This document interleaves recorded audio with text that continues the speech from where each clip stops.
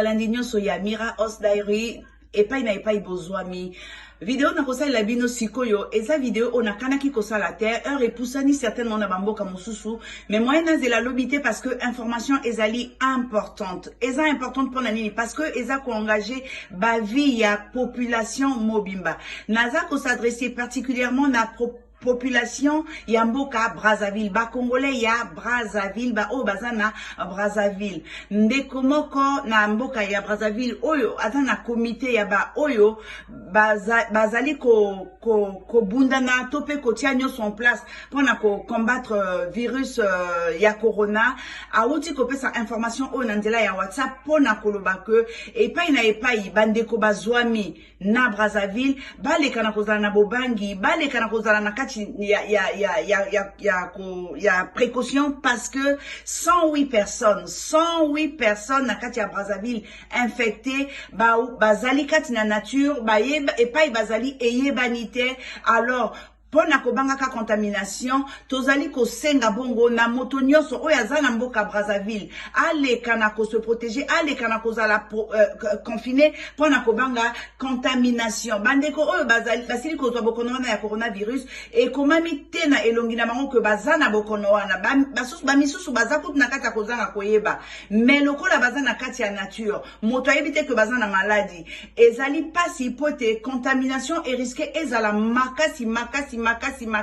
soki tosali angelete pe ekomemaka kufa kati na mabota ebele na yango. Na nzela ya message oyo nazali kosenga na yonde kona mboka Brazzaville epai na epai ofandi ba conseil ba pesi na ba konzi ya mboka ezali ya ko respecter na yebi ke eza pasi eza facilité basenga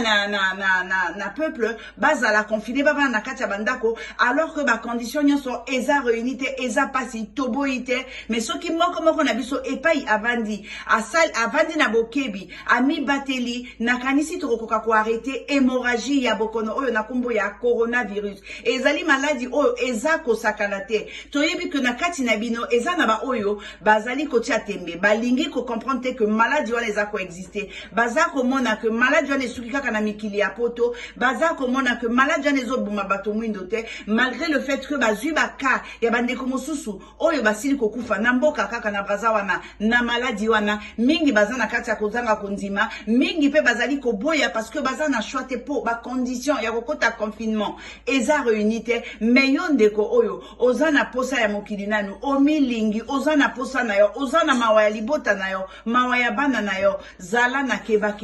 zala na kobanga parce que corona eza ko sala ba ravage, corona eza ko bomana ndenge ya mokete. Alors bandeko na ngai précaution ya liboso kaka lokola balobaki na ebandeli ya bokono oyo kosukola maboko nyonso na yebi ke ba masque tope ba gants kozwango eza pasi na mboka kuna. Mais ata na monso a tissu ata na monso a couche kotia liboso azolo na monoko kosukola maboko nyonso ezali déjà ndenge ya komi batela pona kobanga contamination na bokono mabe na kombo ya coronavirus. Yo motoza na mwa kosu oyebi na nutina na ngote olingo kosola tia kosola kati na coude na yo tosima elamba tosima ya mouchoir a jeter pe kende kobaka motika pona kobanga ko contaminer bandeko. Eza likambo ya kosakana te bandeko nanga, eza likambo oyo il faut moto na moto azwa conscience pe aleka na komi batela na yebi keza pasi. Menzambe oyo aza bolingo nzambe oyo ayebi ba Afrika ayebi pasi na bango aleka na kobatela bino abatela bandeko oyo basili kozwa bokono oyo pe balingi kozala na confinement te baza kotama na kati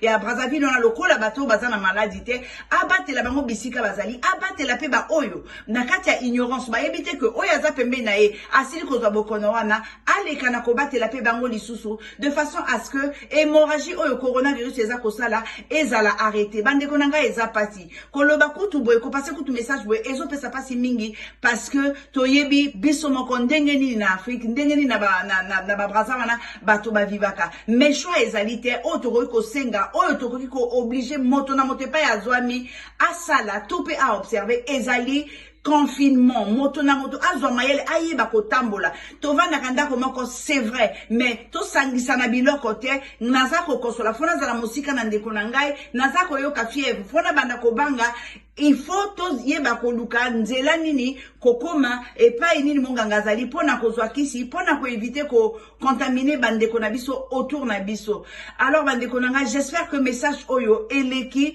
j'espère que message oyo bo comprendre ango, j'espère que nzambe soki bino moko te mais nzambe apesa bino makasi na mayele wana boko kana kozwa conscience bomi batela yepe abatela bino soki asungi na mikoleko ya tomonani lisusu. Au revoir.